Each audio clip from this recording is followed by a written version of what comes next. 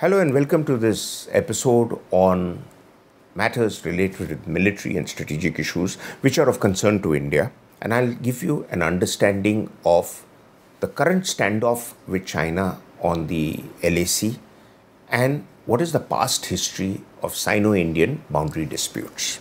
Throughout the period straight after our independence and the rise of modern-day China in 1949, China had been staking claims on an extended part of Tibet, and their claims were based on several claim lines that the Chinese regime of Mao Zedong were putting together. One of them prominently became the 1959 claim line. But India's assertions were always based on the Johnson line, which is the area in north of India, well east of Ladakh. If you look at the map of India, the big hook going eastwards into Tibet, that's the Johnson line. And the other was the McMahon line, which runs between Sikkim, Arunachal and Myanmar. China was unwilling to accept these positions, and despite several efforts by Pandit Nehru to placate and please the Chinese, such as recognizing Tibet as a part of China as part of the Panchshila Agreement, such as pushing China's candidature at the UN in the 50s, and even from the moments before the 1962 conflict, keeping levels of tension down, which China was adamant not to accept, because Mao Zedong wanted to teach India a lesson and he was looking for a suitable time to do that. So the 1962 conflict, which came as a complete shock to Pandit Nehru and his team because they never believed China would attack India, was between 18th October 1962 to 19th November 1962. And it was corresponding with the same time that the Cuban Missile Crisis was taking place.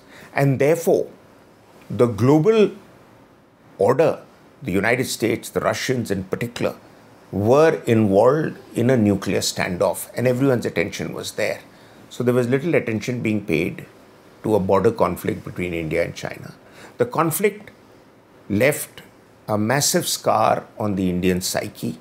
Though if you analyze the conflict, clearly you will find there is no reason for us to feel so unhappy and shattered about the experience of 1962. A, because the Indian army was not allowed to fight.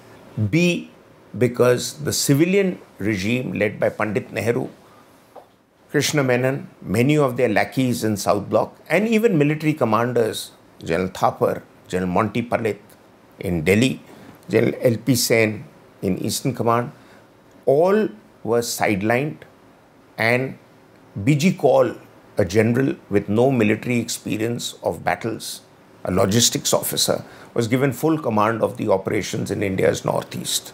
So therefore, the Himalayan blunder took place, borrow the phrase from Brigadier John Dalby's book, and on the Ladakh front, our troops fought very well. They held their line. Because by the time the conflict started, China had already intruded into Aksai Chin through the 50s, made a highway connecting Kashgar to Lhasa. And the Chinese fortified presences even today more or less reflect the acquisition of territory they had done well before the 62 conflict. However, the 62 conflict also brought home the fact that India was so reluctant not to upset the Chinese even when they were massacring Indian troops that the Indian government refused to use the Air Force. And all blame cannot be put on our civilians, because from historical records, senior Air Force commanders, when the Air Chief was Air Marshal Apsey Engineer, did recommend to the government that perhaps China could bring to bear much bigger air power against India. But what's the point of having an Air Force if you don't use it? So therefore, in a possible Indian-Chinese confrontation today, the very strong possibility of using Air Force with all the air sorties taking place on the LAC region is a clear message that this time we'll not make the mistakes of 62. But after 1962, there was a Henderson Brooks report which comes into the news now and again because it remains classified. But that was a study ordered by General Chaudhry, who succeeded General Thapar, because a lot of resignations took place after the 62 debacle. And Chaudhry asked Lieutenant General Henderson Brooks, an Indian Army officer, along with Brigadier later General Prem Bhagat Victoria Cross, to put together a study. But the study was largely focused on NIFA, which is now Arunachal Frontier, and why the units there fell down to Chinese attacks by 9 pins. Senior commanders there were neither allowed to exercise authority, and those who were allowed to also abdicated responsibility and backed out. So there was no leadership available. The troops were short of ammunition, short of clothing, short of reserves, short of support. But many of them still stuck it out and fought like hell. And some of them, even when running out of ammunition, fought with sticks and stones. So the Indian Army is a first-rate fighting force. Since last 100 years, since World War I, World War II, 47-48 Pakistan's intrusions into Kashmir, the 65 war when our troops went knocking on the gates of Lahore and Sialkot, the 71 war, the fall of Dhaka, and the Kargil conflict, the Indian troops have shown, given leadership, given direction, given the support, logistics, ammunition and wherewithal, they can play merry hell into the enemy. And they'll do that this time if the Chinese were dare to cross the line beyond where troops are now faced. So where are we at now? Firstly, after 62, there was one experience we had, which was the Nathula Chola incidents, where General Sagat Singh, a tough commander, ignored any further communication from Delhi when his efforts to try and get Delhi to put China in a state of caution that we will react led nowhere. His ADC, then later retired General Randhir Singh, has said Delhi's responses were tepid. And Sagat Singh let hell open on Chinese troops when some of them had fired on Indian troops at Nathula. By all accounts, India had more than 200 casualties with about 88 dead. The Chinese had many more casualties but only admitted to 65 dead in the Nathula front. So you can multiply that a few times. And they didn't admit to any losses in Chola, whereas Indian troops had done serious cookery work on the Chinese who came onto the post and beheaded a lot of them. So you had that experience of China for 20 years. After that, they kept low and kept quiet. Then in 1986, they started again moving forward on our boundary and made intrusions around Sumdrongchu, which is on the McMahon line ahead of Arunachal. And India engaged in multiple rounds of talks with them, but it led to nowhere till patience ran out, and General Sundarji, as the Indian Army chief, airlifted with helicopters at least 2 brigades of 5 Mountain Division, surrounded the Chinese in Sumdrongchu and gave them the ultimatum that if you don't vacate, we are sitting on all hilltops around you, we'll butcher you to death. The Indian government led by Rajiv Gandhi was very alarmed. They asked the general to pull back. The general refused. And he says, please find my replacement because I have given orders and I will not back off. You do what is your job politically. Good luck for Rajiv Gandhi. The Chinese panicked and moved out. And then Rajiv went with a very strong position to Beijing in 1988 to negotiate with the Chinese administration and was treated with great respect by Deng Xiaoping. And subsequently, many other meetings that took place, the Chinese then began to push for 2-3 options as a boundary settlement. One was what they called the 1959 line, largely east of Ladakh. The second came to be the claim line of the 62 conflict from which the Indian troops had pushed them back.